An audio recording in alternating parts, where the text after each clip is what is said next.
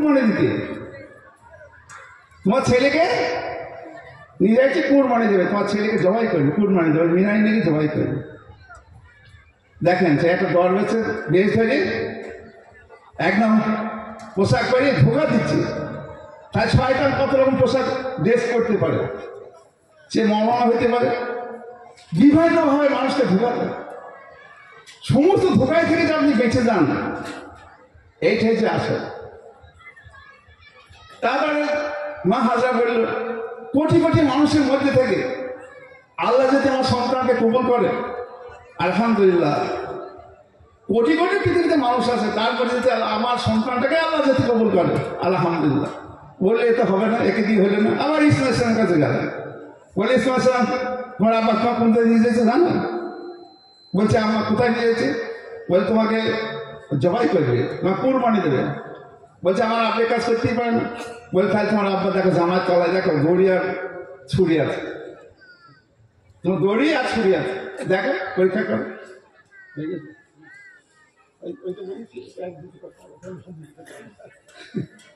তাহলে শেষ হবে না, কিছুই বলতে হবে না, ঠিক আছে। তাও ইব্রাহিম সাহেব বলছে আমার আব্বা যদি আল্লাহর হুকুম হয়, আমার আব্বা যদি আল্লাহর হুকুম পালন করে, তাহলে আমি ধৈর্যশীলের সঙ্গেই আছি। শয়তানকে উনি 3টি পাথর মারি। এখনো এই কথাটা আলোচনা করেন, আমার ইচ্ছা ছিল ওইটা করব। মা হাজরার কথাটা সব থেকে পৃথিবীর সব থেকে উনি অত্যাচারিত হয়েছে, দুঃখিত। উনি নিজের ছেলেকে কুরবানি দিতে হয়েছে, ওনার দুঃস্থ নিয়ে ওনাকে নির্বাসন দিতে গেছে, সেখানে সাফা মারোয়া কিয়ামত পর্যন্ত যতদিন থাকবে, মা হাজরা সুন্নত ফরজ ততদিন থাকবে। যত হাজি হজ করতে যাবে সাফা মারোয়া তাকে তওয়াফ করতেই হবে, করতে হবে, সেটা মা হাজরা সুন্নত। ইসমাইল ইসলাম সে কুরবানি শয়তানকে পাথর মারে, যখন শয়তানকে ধোকা দিচ্ছি। দেখেন শয়তান ধোকা দেয়, সাধারণ মানুষ ধোকা দেয়, মানুষ কিন্তু শয়তানকে বুঝতে হবে এ লোকটা খারাপ। একটা ডাকাত যে ডাকাতকে সে ধোকা দেয় বলে খারাপ, কিন্তু এত গর্বের সে যদি ভালো যুক্তি দেয় না, ভালো যুক্তি, কিন্তু আপনি বুঝতে পারেন, জানতে হবে এ শয়তান। তাহলে আপনি বুঝবেন কি করে একটা আলোচনা করে আছে, ভালো মানুষ বুঝবেন কে? তখন কি বললো, উনি 3টি সেই পাথর 3বার তোমাকে ধোকা দিয়েছিল, উনি 3বার পাথর নিয়েছিল। সেই জন্যে প্রথমবার হয়েছে আমাদের দিয়েছে সানোরা সাহেব দেখিয়েছে, এবার গেল ই করতে, তো ওখানে 3টা যে পাথর মেরেছিল, কিয়ামত পর্যন্ত হজরত গেলে ওই মারতেই হবে। সেই ইব্রাহিম শূন্য, সেই জন্য যাক বলার মধ্যে ভুল ভ্রান্তি বিয়াদ হলে মাফ করে দে, মেহরবানি করে। আসসালামু আলাইকুম রহমতুল্লাহ।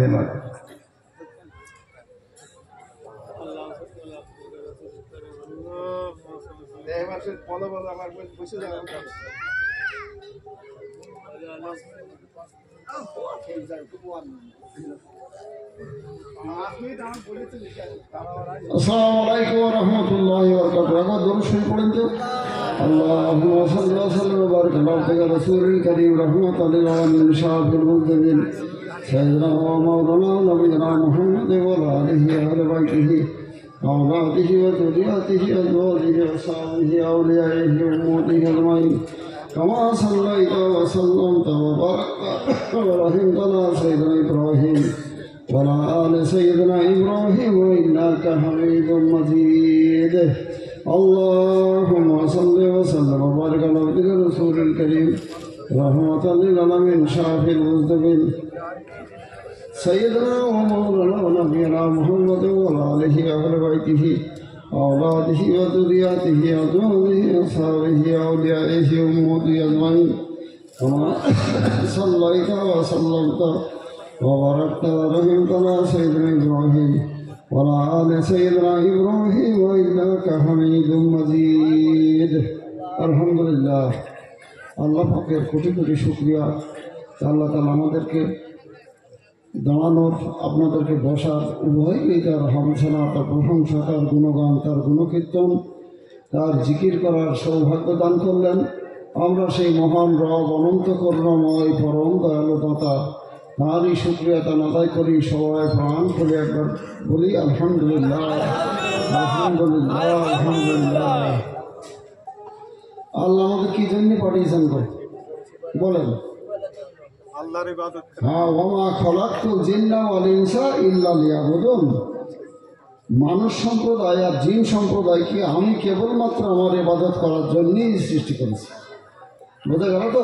জি, আমি একটা গাই গরু কিনেছি কি জন্য? গোবর নেওয়ার জন্য নাকি ঘুষি করার পাওয়ার জন্য? জন্য। দুধ খাওয়ার জন্য। এখন সেই গরু যদি দুধ না দেয় কি হবে? গরু বিক্রি করতে। বিসমিল্লাহ আল্লাহু আকবার অথবা বিক্রি নাকি? জি, মাথা গরু বসে তো হয় জবাই নাই বিক্রি। যে আল্লাহ তাআলা আমরা তো ইবাদত করার জন্য সৃষ্টি করেছি, আল্লাহর ইবাদত যদি আমরা না করি তাহলে কি হবে? জাহান্নাম। তাহলে আমাদের অবস্থা খারাপ হবে তো। জি, হ্যাঁ, জি, আল্লাহ তো জবাই করবে না, বিক্রি করবে না, জাহান্নামে। জাহান্নামে ঢুকিয়ে আযাব কষ্ট দেবো। ওই জন্য সেই থেকে বাঁচার জন্যে কারা কারা এসেছেন? ومن النبيين والصديقين والشهداء والصالحين وحسن أولئك رفيقا। এই 4 শ্রেণীর বান্দা আল্লাহর বন্ধু। এই বন্ধুদের সঙ্গে যারা থাকতে পারবে তারাই বেঁচে যাবে। তারা নবীগণ। যে জমানায় যে নবী সেই নবীর ইত্তেবা করা, সেই জমানা মানুষের জন্য সেই তার মধ্যে কামিয়াবি আছে। বোঝা গেল? মুসা আলাইহিস সালামের জামানায় মুসার সেই সময় যার উম্মত ছিল তার ইত্তেবা করতে হবে। ঈসা আলাইহিস সালামের সময় সেই উম্মতগুলো ঈসা আলাইহিস সালামের ইত্তেবা করতে হবে। দাউদ আলাইহিস সালাম, সুলাইমান আলাইহিস সালাম, হুদ আলাইহিস সালাম, শীশ আলাইহিস সালাম, আইয়ুব আলাইহিস সালাম, যত নবী এসেছে আর সেই নবীর জামানায় যে মানুষগুলোকে আল্লাহ পাঠিয়েছেন তাদের ইত্তেবা করা, তাদের হুকুম মতো চলা, সেই আল্লাহ সেই তাদের খুশি আশীর্বাদ দিয়েছে। আমরা কাকে পেয়েছি? হযরত মুহাম্মদ রাসূলুল্লাহ সাল্লাল্লাহু আলাইহি সাল্লামকে পেয়েছি। He is the last prophet of the world. সারা বিশ্বের মধ্যে তিনি সর্বশ্রেষ্ঠ এবং শেষ নবী। আমরা তাকে পেয়েছি। আর তাঁর সোহবত যারা পেয়েছিল তাদেরকে কি বলে? সাহাবা, তাই তো? আর অনুসারী সাহাবারা ছিল সবচেয়ে বড় ভাগ্যবান। আল্লাহ রসুলের তারা সাথী ছিল, তাই তো? আল্লাহ রসুল 63 বছর বয়সে দুনিয়া থেকে চলে গেলেন। তারপরে কারা হলো? আমি দুটো জিনিস আমি রেখে গেলাম, চালের মুখে কারা কারা? সিদ্দিকিনা, শুহাদা ও সালেহিন। এই দুটো জিনিস আল্লাহর পাক কালাম, আল্লাহ রাসূল সাল্লাল্লাহু আলাইহি ওয়াসাল্লামের জীবন আদর্শ হাদিস। এই দুটো নিয়ে তোমাকে চালনা করতে হবে। তারপরে খুলাফায়ে রাশিদিন, তাদের সোহবত যারা পেয়েছিল সব তারা ভাগ্যবান, জান্নাতি। তারপরে যারা আল্লাহর জন্য, রসুলের জন্য, দ্বীন ইসলামের জন্য যারা জীবনকে উৎসর্গ করে দিয়েছিলেন, শুহাদারা, শহীদগণ, তাদের যারা ইত্তেবা করেছে সব ভাগ্যবান। এরপরে আসলে তারা সালেহীন। আল্লাহর কথা তো, আমার 4 শ্রেণীর বান্দা আমার বন্ধু। সালেহীন কারা? আল্লাহর ওলিগণ, এরাই হলো সালেহীন। এদের সোহবত যারা ইখতিয়ার করবে এরাও ভাগ্যবান। এখন তো নবীর সোহবত আমরা পাবো না, সিদ্দিকিনদের পাবো না, শুহাদা পাবো না, সালেহীনদের পাবো। সালাহের মধ্যে আবার কোটি কি কোটি, ভেজালে ভেজালে ভেজালে ভেজাল। আমরা এই কথাটা বারবার বলছি, আপনাদের একটা বড় বন্ধু সেখানেও বলি একটু। এখন আমরা বললাম হুজুর কেবলা, এটা খুব বাংলার বড় বক্তা, নাম খুব বিশাল নামগাম, আমাদের হাক্কানি আন্দোলন সম্বন্ধে উল্টোপাল্টা কথা বলে। হুজুর করে বললেন, বাবা কারণ পাকের ছোট্ট একটা আয়াতের নম্বর লিখে দিলেন হুজুর কেবলা, দিয়ে বললেন এইটা তাকে বলবে, এটা ব্যাখ্যা করো, খুব মন দিয়ে শুনবেন কথা কথা। আমরা গেলাম, দেখি কোথায় আসছে অত বড় বক্তা, ছোট আন্দোলন। গেলাম, যাওয়ার পরে বিভিন্ন লোকের বেলা, চিঠি, সব নানান কথা চিঠি। হুজুর বউকে 1 তালাক দিয়েছি, তালাক হবে না হবে না, কেউ 2 তালাক দিয়েছি, হবে না হবে না, রাগের মাথায় দিয়েছি, হবে না হবে না, নানান প্রশ্ন। আর হুজুর ঝটাঝট উত্তর দিচ্ছে। এইবার আমাদের চিঠিটা পেয়েছে, তো এই লেখা আছে, দেখি টেকি বলছেন যারা দিয়েছে তারাই ভালো জানে, তারাই রাখবে। কি একটা লোক বলছে না হুজুর তারা ভালো জানে, আমরা একটু জানতে চাই। কেউ বলছে আমার অলমোস্ট আমার সাহস করে বলতে পারছি না, যারা দিয়েছে তারাই ভালো জানে। তাহলে আমরা কিন্তু জানতে চাই না, চাই না? হ্যাঁ কি হুজুর কেবলা দিলে না তাতে কি লেখা আছে শুনলে সূরা ইয়াসিনের 21 নম্বর আয়াত ইত্তাবিউ মাল্লা ইয়াসআলুকুম আজরাও ওয়া হুম মুহতাদুন তোমরা ওই লোকের তাবেদারি করো ওই লোকের ইত্তেবা করো ওই লোকের কথা শোনো কারা মাল্লা ইয়াসআলুকুম আজরাও যারা তোমাদের কাছে কিছুই মাত্র চায় না আল্লাহর দিকে ডেকে আল্লাহর কথা শুনিয়ে কোরআন হাদিসের কথা শুনিয়ে তোমাদের কাছে হাত পাতে না কিছু চায় না ওয়া হুম মুহতাদুন তারাই হলো সঠিক পথের উপর আছে এই কথা ব্যাখ্যা করি হাটে হাড়ি ভেঙে নিজের গলার ধরে পাই বাঁধাবে পাই ধরে গলায় বাঁধাবে নাকি এই কথা ঠিক না যেই বলবে যারা আল্লাহর কথা বলে আল্লাহর দিকে ডেকে আল্লাহর কথা উপদেশ শুনিয়ে তোমাদের কাছে কিছু মাত্র চাই না তারাই খাঁটি যেই বললি তখনই পাবলিক বললি তাহলে আপনি 15,000 টাকা আগে গুনে নেবেন কেন বলবো না সে সময় 15,000 মানে বহু টাকা আপনি কেন নিলেন বলবো না ওই জন্য কি বললেন যারা দিয়েছে তারাই ভালো যাবে শুনলেন তো একটা এইভাবে একটা খোঁজেন দেবে রিয়ার অফ দি ওয়ার্ল্ড পাবেন না হ্যাঁ পাবেন বড় ফির আব্দুল কাদের জিলানী রহমত নিঃস্বার্থে আল্লাহর দিকে মানুষকে ডেকেছেন ভারতবর্ষের বলি খাজা বই নবী সৃষ্টি হয় এই সারাদিন বন্ধের মধ্যে বলছে কুতুবুদ্দিন বখতিয়ার কাকি রহমতুল্লাহ নিজামুদ্দিন আউলিয়া সিলেটের শাহজালাল রহমতুল্লাহ বর্তমান জামানায় সুফি আজম গাজী রহমতুল্লাহ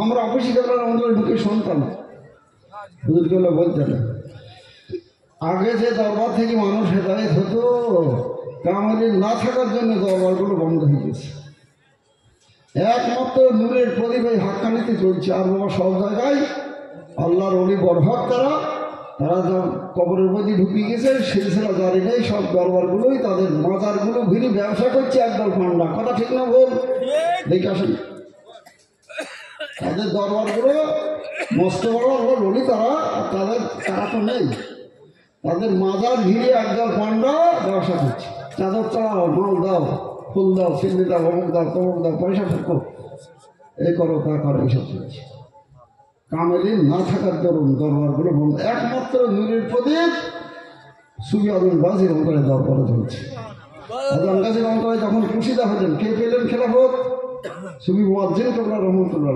তারপরে উনি যখন খুশিদা হতেন কে পেলেন অফিসি কেবলা রহমতুল্লাহ তারপরে কে পেলেন সাবল সিংহপুরী রহমতুল্লাহ তারপরে কে পেলেন আপনারা হুমরাদ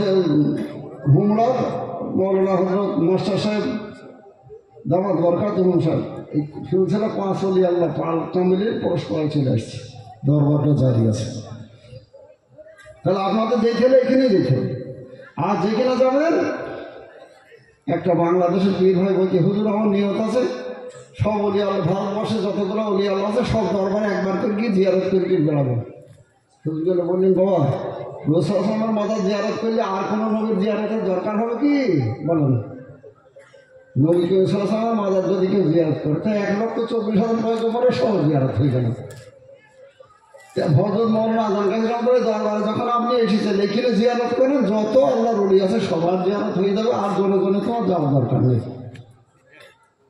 বুঝে গেল আমরা আমলোক আমরা মনে করি গেলেই কত নেকেই না হবে সব এলাকার বেড়াতে ঘুরে গিয়েছে সব জায়গায় একজন মাত্র সুফি আজম গাজীর দরবারে সিলসিলাটা জারি আছে মনে রাখেন আর আজম গাজী রহমতুল্লাহ একটা নিয়ামতের অধিকার দিয়ে গেছেন যেটা আমাদের সাহেবরা একটা তো টাচ দিয়ে গেছে আমি এইটা একটু ভালো করে বলি আপনাদের ছেড়ে দিই আজম গাজী রহমতুল্লাহ রক্তের বংশ হজরত ওমর ফারুক রাদিয়াল্লাহু 37তম মহাপুরুষ উনিশ 37তম মহাপুরুষ সুফি আজম গাজী রহমতুল্লাহ ওমর ফারুকের বংশ যে ওমর তৃতীয় খলিফা ছিলেন না দ্বিতীয় খলিফা সেই ওমরের বংশধর হজরত আজম গাজী রহমতুল্লাহ উনি মস্ত বড় জমিদারের ছেলে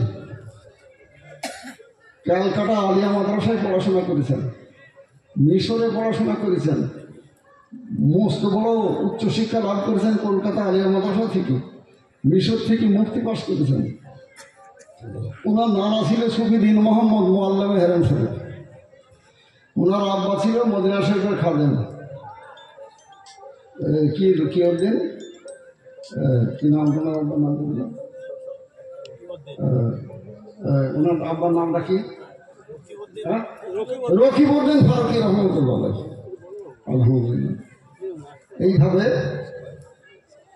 37টা বছর, 37 পুরুষ উনি আমাদের কাছে রহমতুল্লাহ। প্রথম মুরিদ হন পিয়ার ডাঙ্গায় বড় পীর আব্দুল কাদের জিলানী রহমতুল্লাহর কাছে কাদরিয়া তরিকায়। কাদরিয়া তরিকায় 2 বছরের মধ্যে খেলাফত পান। এইবারে চিশতিয়া, নকশবন্দিয়া, মুতাদ্দিদিয়া, ইমদাদিয়া, মস্ত বড় কামিল ওলি আল্লাহর সহবতে উনি ওনার লাইফটা জীবন দিয়ে দেন। এইভাবে 8 জন কামিল ওলি আল্লাহর খেলাফত প্রাপ্ত। আজম গাজী রহমতুল্লাহ খেলাফত পেয়েছেন 8 জন কামিল ওলি আল্লাহর কাছ থেকে। চিশতিয়া, কাদেরিয়া, নকশবন্দিয়া, মুতাদ্দিদিয়া, সোহরাওয়ার্দিয়া, আপনার ইমদাদিয়া, এইভাবে 8 জন কামিলিন খেলাফত পাওয়ার পরে 14 বছর শহীদ জঙ্গলে সাধনা করলেন। ক বছর?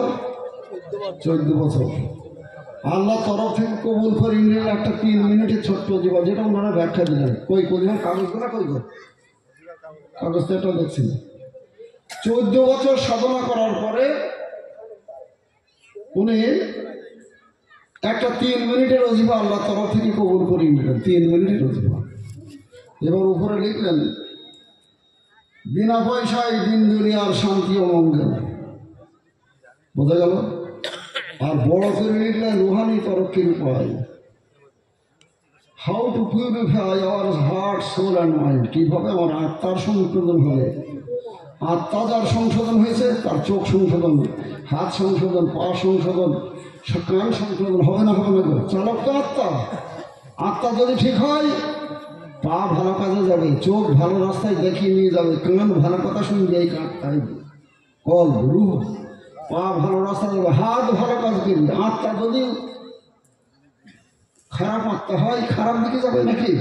চোখকে খারাপ কাজে নিয়ে যাবে, কানকে খারাপ জিনিস শোনাবে, পাকে খারাপ পথে নিয়ে যাবে, হাতকে খারাপ রাস্তায় নিয়ে যাবে।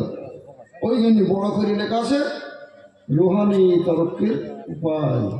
How to purify our soul, heart and mind. কীভাবে আমাদের আত্মা, আমাদের মন, আমাদের রুহটা সংশোধন হবে। কি আমল সব বইটা ওনারা ব্যাখ্যা দিয়েছেন। নামাজ পড়ার পরে সূরা ফাতিহা একবার পড়লে 20 পারা সওয়াব হয়। বলেন সুবহানাল্লাহ। পড়বেন না? পড়বেন না? আপনারা সবাই পড়বেন, সবাই পড়বেন। একবার পড়লে 20 পারা সওয়াব। সূরা ইখলাস 3 বার পড়লে 1 খতমের সওয়াব। সূরা ফালাক একবার পড়লে আল্লাহ তাকে দুশমন থেকে বাঁচাবে। দুশমনের ব্যাখ্যা শুনলেন, অনেক ব্যাখ্যা শুনেছেন। আর সূরা নাস পড়লে আল্লাহ তাকে শয়তান থেকে হেফাজত করবে। তাহলে এইগুলোই তো আমাদের শত্রু। তাহলে সূরা ফাতিহার ইখলাসের দ্বারা 1 খতম 20 পারা সওয়াব। ফালাক আর নাসের দ্বারা জাদু, টুনা, জিন, ভূত, প্রেত, মানব, জিন্নি শয়তান, ইনসি শয়তান থেকে আল্লাহ হেফাজত করবে ফালাক আর নাসের দ্বারা। এইবারে দিয়েছেন কয়েক মর্তবা দরুদ শরীফ। দরুদ শরীফ পড়লে কি হয়? হাক্কানি দরুদ একবার পড়লে বাজারে চালু যত দরুদ আছে সব দরুদে সব বাজায়। এই দরুদটা আপনারা পড়বেন মেহরবানি করে, মনেটা একবার শুনলে বুঝতে পারবেন। আল্লাহুম্মা সাল্লি ওয়া সাল্লিম ওয়া বারিক আলা আবদিকা রাসূলিল কারীম। ওগো আল্লাহ তাআলা, তুমি সালামতি দাও, শান্তি দাও, রহমত দাও, বরকত দাও তোমার বান্দা রাসূল করিম সাল্লাল্লাহু আলাইহি সাল্লামের উপর। রহমত লিল আলামিন, যিনি সমগ্র বিশ্ব জাহানের জন্য রহমত স্বরূপ। শাফিউল মুজনিবিন, যিনি পাপী তাপী সকলের জন্য সাফায়াতকারী। সাইয়্যিদনা, যিনি আমাদের সর্দার। মাওলানা, যিনি আমাদের অভিভাবক। নবীনা, যিনি আমাদের নবী। মুহাম্মাদিন, সেই মুহাম্মদ সাল্লাল্লাহু আলাইহি সাল্লামের উপর। ওয়ালা আলিহি, তার আহলের উপর। ওয়াহলে বাইতিহি, তার পরিবারবর্গের উপর। ওয়াউলাদিহি, তার সন্তান সন্ততির উপর। ও যুরিয়াতিহি, তার স্ত্রীগণের উপর। ওয়াজওয়াজিহি, তার পরিবার পরিজনদের উপর। ওয়া সাহাবিহি, সমস্ত সাহাবাদের উপর। ও আউলিয়াহি, সমস্ত আউলিয়াদের উপর। ও উম্মতিহি আজমাইন, বিশ্বের সমস্ত উম্মতের উপর। আল্লাহ তুমি সালামতি দাও, শান্তি দাও, রহমত দাও, বরকত দাও। কামা সাল্লাইতা ওয়া সাল্লামতা ওয়া বারাকতা ওয়া রহিমতা আলা সাইয়্যিদিনা ইব্রাহিম। যেমন সালামতি, শান্তি, রহমত, বরকত আমাদের নবী ইব্রাহিম আলাইহিস সালামের উপর অবতীর্ণ করেছিলেন, ওয়ালা আলে সাইয়্যিদিনা ইব্রাহিম, অনুরূপ শান্তি ইব্রাহিম আলাইহিস সালামের উপর অবতীর্ণ করুন। ইন্নাকা হামিদুম মাজিদ, নিশ্চয় তুমি সমস্ত প্রশংসার যোগ্য। কে বলেন ভাই? এটা 5 ওয়াক্ত যদি আপনি আমল করেন, 8 খতম 10 পারা কোরআন শরীফে সব পাবেন প্রতিদিনকার। আর কি হবে? জাদু, টোনা, জেন, ভূত, প্রেত সমস্ত শত্রু শয়তান থেকে আপনাকে আল্লাহ হেফাজত রাখবে। তাহলে এটা আমল করবেন তো সবাই, বলেন ইনশাআল্লাহ। আমল করলে আপনার লাভ। আর একটা ছোট্ট কারামত বলে ইনশাআল্লাহ। হ্যাঁ, আর ছোট্ট একটা কারামত। আলিয়া মাদ্রাসার সিনিয়র প্রফেসর মৌলানা আব্দুর রহমান সাহেব, তাঁরই একটা সহকর্মী, একসঙ্গে প্রফেসরই করে। মস্ত বড় উচ্চশিক্ষিত মানুষ তো, আলিয়া ইউনিভার্সিটির প্রফেসর হতে পারে নাকি। ওনার বাপ প্রতি রোববার আসতেন, প্রতি রোববারে ওনার আব্বা আসতেন। আসার পরে ছেলেকে বলতেন, বাবা আমি আর আজ আছি কাল নেই, তুই হাক্কানি দরবারে যা। ও তো মৌলানা আব্দুর রহমান প্রতি রবিবারে যায়, আর তোর একদিনের সময় হয় না। আব্বা আপনি জানতে আমার ঠিক সময় ফেলে যাব, আমি ঠিক সময় ফেলে যাবো। তার কবে তোর সময় হবে? আমি বেঁচে থাকতে থাকতে দেখতে চাই আমার ছেলে আশা করছে, বাপের কত আসে নাকি।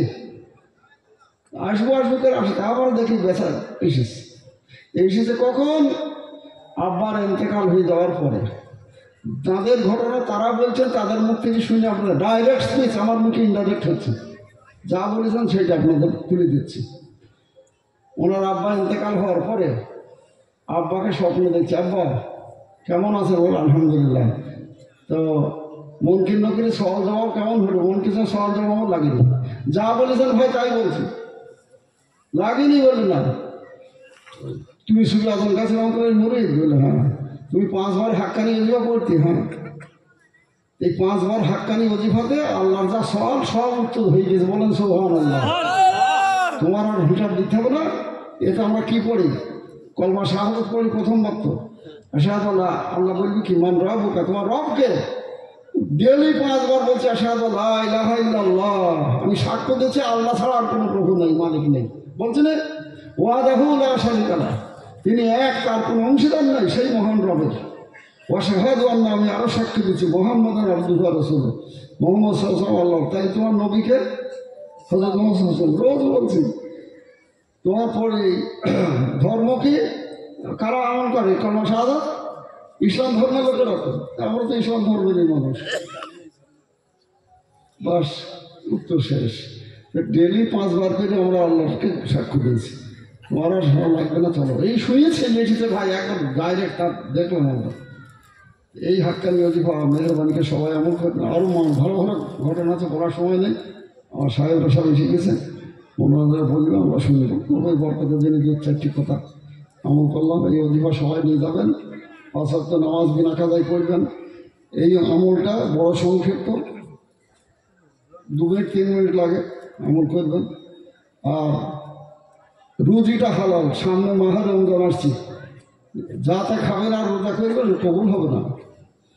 শুকরের নাম রোজা নয়, আপনাকে হালাল খানা খেয়ে রোজা করতে হবে, হালাল দিয়ে ইফতার করতে হবে, হালাল দিয়ে সেহরি করতে হবে, হালালের জিন্দেগি যাপন করতে হবে, সমস্ত রকম হারাম থেকে পার হতে হবে, তবে প্রকৃত রোজা হবে। আর আল্লাহর সন্তুষ্টির জন্য আপনাকে নিয়ত করিয়ে রোজা করতে হবে। এইভাবে করবেন ইনশাআল্লাহ, তবে রোজাটাই ফল পাবেন, নাহলে ওই শুকরের সার হবে, কিছু ফায়দা হবে না। ওই জন্য ইনশাআল্লাহ তারা সবাই আমরা আমল করবো তো, বলেন ইনশাআল্লাহ।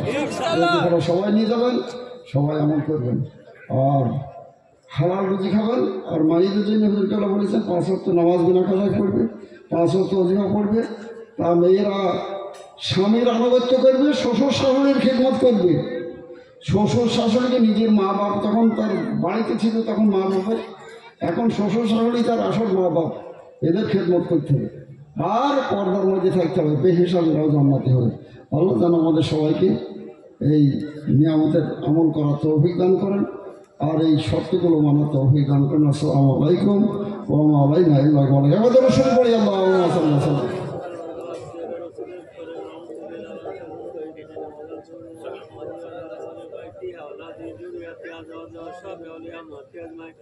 আমার সালাম সালাম তোমার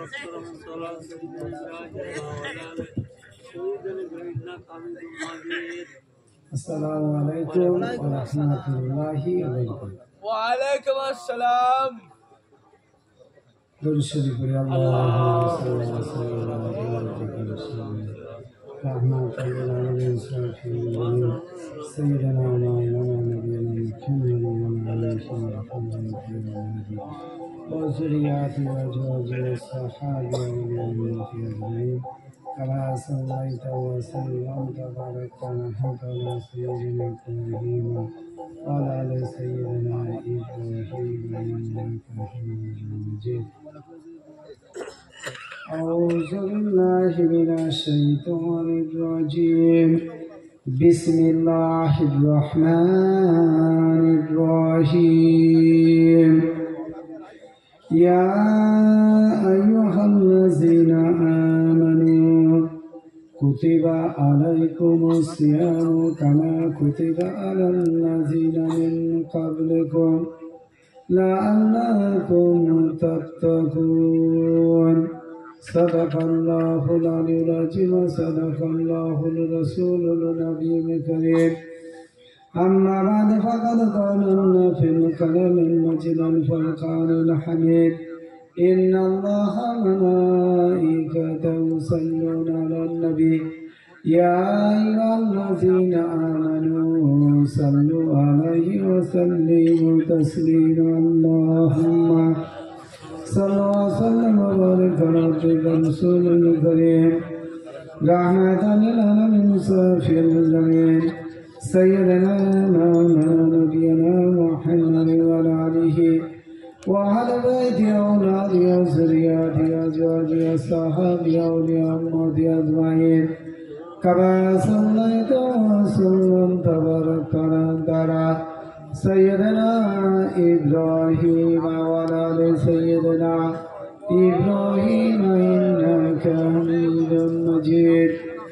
সমস্ত প্রশংসা হামদ গুণগান তারিফ বিশ্বজানের প্রতিপালক মহান মাবুদ মহান রব আল্লাহ পাকের দরবারে, যিনি আমাদের সকলকে ভালোবেসে মহাব্বত করে দুনিয়ার সর্বরকম কাজ থেকে বিরত করে আল্লাহর ডাকে নবীর ডাকে কাবেল মুর্শিদগণের ডাকে এই পবিত্র শাবান মাস, যে মাস নবীর মাস, এই রহমতে পরিপূর্ণ মাসে আল্লাহর কোরআনের মজলিস, এই কোরআনের মজলিস রিয়াজুল জান্নাত জান্নাতের বাগান, এই আখিরি জামানার মুজাদ্দেদ হযরত মাওলানা জানগাছি রহমতুল্লাহর হুকুমের এই পাক ও পবিত্র উৎসুকুল মজলিসে আসার এবং বসার তৌফিক দান করেছেন, সেই মাবুদের দরবারে শুকরিয়া আদায় করি, বলি আলহামদুলিল্লাহ।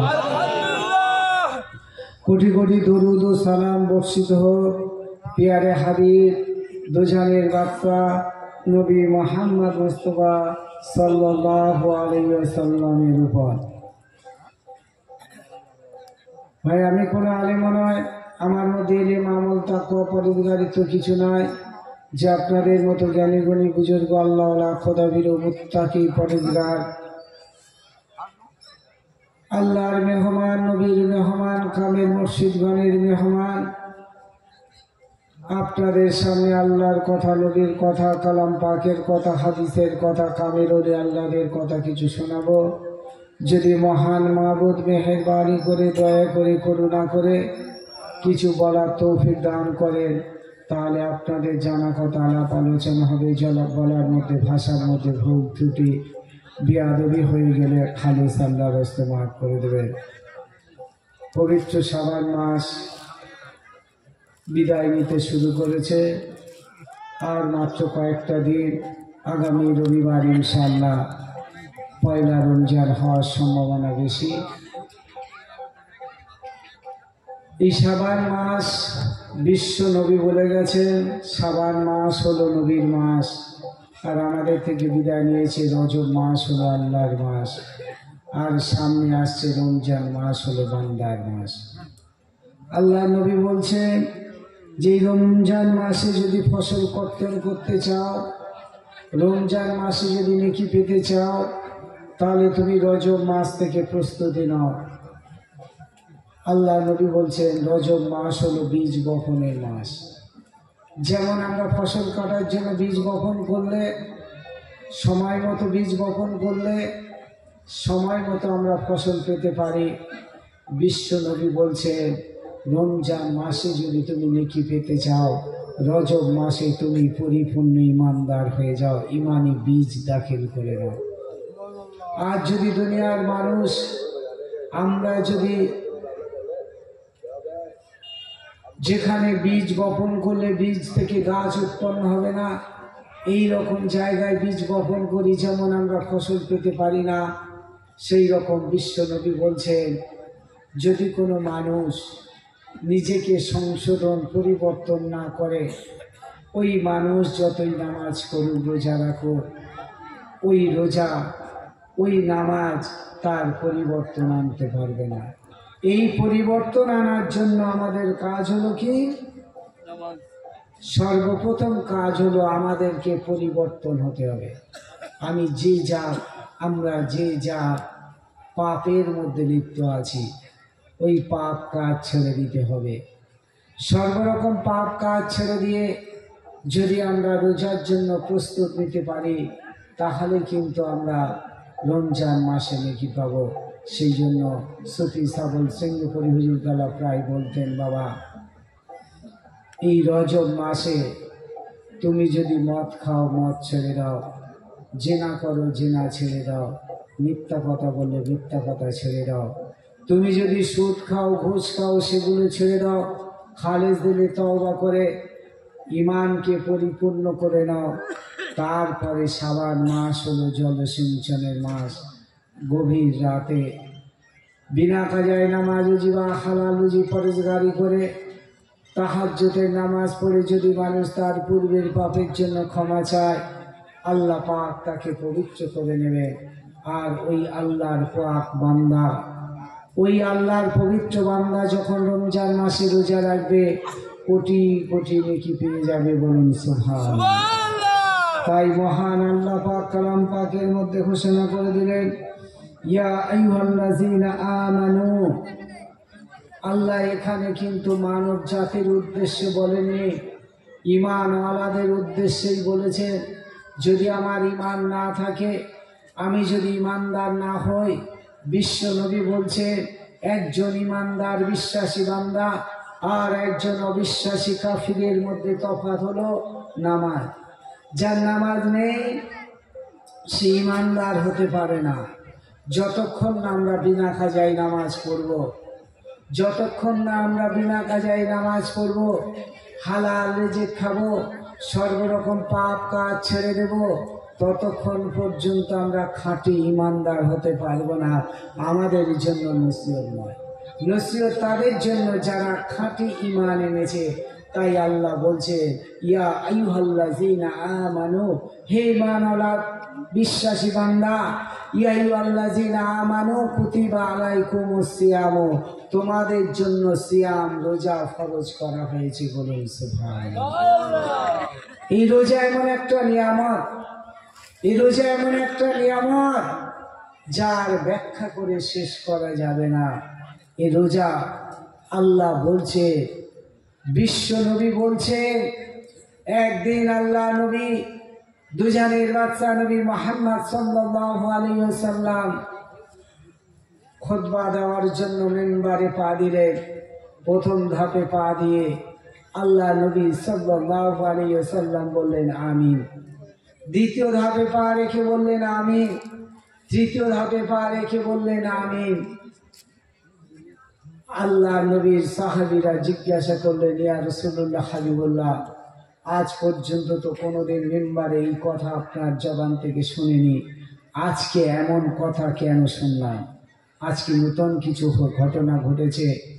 আল্লাহ নবী বিশ্ব নবী দুজানের বাদশা নবী মুহাম্মদ সাল্লাল্লাহু আলাইহি ওয়াসাল্লাম বলছেন, এই মাত্র জিবরাইল আলাইহিস সালাম এসে জানালেন। আমাকে জিজ্ঞাসা করলেন, যখন আমি প্রথম ধাপে পা রেখেছি, আল্লাহর মালাইকা ফেরেশতা জিবরাইল আলাইহিস সালাম বললেন, ওই ব্যক্তি ধ্বংস হয়ে যা যে তার পিতামাতাকে পেয়ে পিতামাতার খেদমত করে ওই জান্নাতি হতে পারল না, ওই বান্দা ধ্বংস হয়ে যা। আমি বললাম আমিন। দ্বিতীয় ধাপে যখন পা রাখলাম, জিবরাইল আলাইহিস সালাম বললেন, ওই আল্লাহর বান্দা ধ্বংস হয়ে যা যে আল্লাহর বান্দা পবিত্র রমজানে রোজা পেল কিন্তু রোজা রাখলো না, ওই বান্দা ধ্বংস হয়ে যায়। তৃতীয় ধাপে যখন পা রাখলাম, জিবরাইল আলাইহিস সালাম বললেন, ওই আল্লাহর বান্দা ধ্বংস হয়ে যায় যে তার নবীর নাম শুনে দরুদ পাঠ করলো না। এখানে রোজার কথা বলতে গিয়ে এই কথাটা এসেছে, আল্লাহ পাকের মালায়েকা ফেরেশতা এসে আল্লাহর তরফ থেকে জানিয়ে দিয়ে গেছে, যেই বান্দা ধ্বংস হয়ে যাক, যে রমজান মাসে রোজা পেল, নিজের গুনাহটা মিটিয়ে জান্নাতি হতে পারল না। এই গুনাহ জ্বালাবার মাস, গুনাহকে পুড়িয়ে ছাই করার মাস হলো রমজান মাস। এই রোজা যে পেয়ে রোজা করতে পারলো না, সে ধ্বংস হয়ে যায়। আমি যদি রমজান মাস পেয়ে রমজান কাজের কারণে, দুনিয়ার কাজে, দুনিয়ার বিভিন্ন কারণে যদি রোজা না রাখি, আমি ধ্বংস হয়ে যাব, দুনিয়া আখিরাত সব বরবাদ হয়ে যাবে। আজ আমরা এটা বুঝতে পারিনি, এটা জানতে পারিনি, তাই বিশ্ব নবী এই কথাটাই বলে গেছে। তাই আল্লাহ বলছেন যে আমি তোমাদের জন্য, হে ঈমানদার বিশ্বাসী বান্দা, আমি তোমাদের জন্য রোজা ফরজ করে দিলাম, যেমন তোমাদের পূর্বপুরুষদের উপরে রোজা ফরজ ছিল। উদ্দেশ্য কি? লা আল্লাকুম তাত্তাকুন, যাতে তোমরা তাকওয়ালা, খোদা ভীরু, মুত্তাকি, পরেজগার হতে পারো।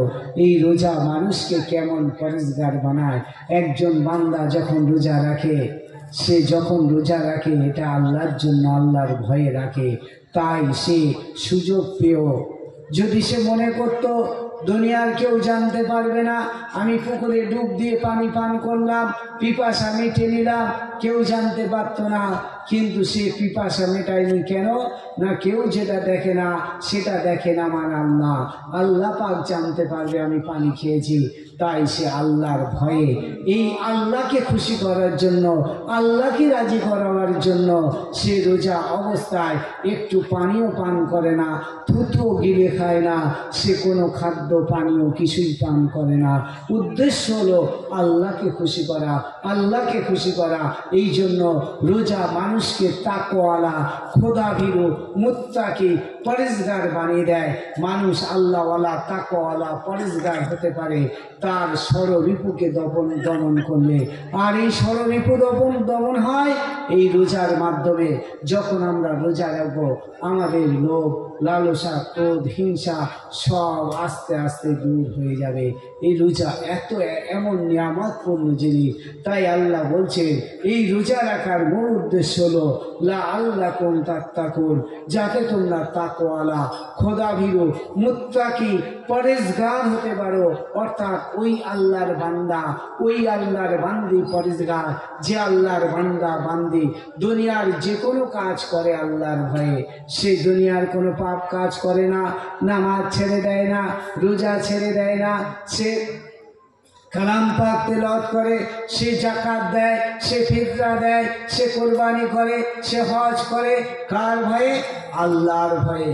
সে মিথ্যা কথা বলে না, সে পাপ কাজ করে না, জেনা ব্যভিচারী করে না, মদ খায় না, হিংসা বিদ্বেষ করে না, পরনিন্দা পরচর্চা করে না, গীবত করে না, মানুষের সঙ্গে খারাপ ব্যবহার করে না, পিতামাতার সঙ্গে খারাপ ব্যবহার করে না, স্বামীর সঙ্গে খারাপ ব্যবহার করে না, শ্বশুর শাশুড়ির সঙ্গে খারাপ ব্যবহার করে না, পাড়া প্রতিবেশীর সঙ্গে খারাপ ব্যবহার করে না। সেই মহিলা বেপরদায় চলে না। কার ভয়ে? আল্লাহর ভয়ে।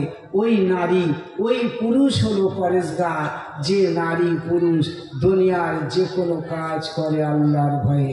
বিশ্ব নবী, দুজানের বাচ্চা নবী মুহাম্মদ সাল্লাল্লাহু আলাইহি ওয়াসাল্লামকে জিজ্ঞাসা করা হয়েছিল, ইয়া রাসূলুল্লাহ, হাবিবুল্লাহ, অমুক মহিলা সারা রাত ইবাদত করে, নামাজ পড়ে, কালাম পাক তেলাওয়াত করে, তাসবিহ তাহলিল করে, সারা দিন রোজা রাখে, প্রচুর দান খয়রাত করে, কিন্তু প্রতিবেশীদের সঙ্গে ভালো ব্যবহার করে না। বিশ্ব নবী বললেন ওই মহিলা জাহান্নামী আছে। চিন্তা করে দেখুন, যে দুনিয়ায় পরেজগার, তাকওয়ালা, ওই আল্লাহর বান্দা, ওই বান্দি, যে দুনিয়ার সব খারাপ কাজ ছেড়ে দেয়। আমার ইচ্ছা মতন আমি কিছু করলে সেটা পরেজগারি হলো না, যত রকম খারাপ আছে ছেড়ে দিতে হবে, তবেই আমি তাকওয়ালা, পরেজগার হতে পারবো। আল্লাহ পাক তারপরেই বলছেন রোজা নির্দিষ্ট কয়েক দিনে। আমি যদি রমজান মাস ছাড়া অন্য মাসে রোজা রাখি, সেটা রোজা পালন হবে না। রোজা আমাকে রমজান মাস ওই চাঁদ দেখে রোজা শুরু করতে হবে, চাঁদ দেখে রোজা শেষ করতে হবে। সেটা 29 দিনে হতে পারে, 30 দিনে হতে পারে, 28 দিনে হবে না, 31 দিনেও হবে না। কারণ আরবি মাস, চন্দ্র মাস কোনোদিন 29 বা 30-এর কম বেশি হয় না। সেই জন্য এই নির্দিষ্ট রমজান মাসে রোজা রাখতে হবে, এটাই হলো ফরজ রোজা।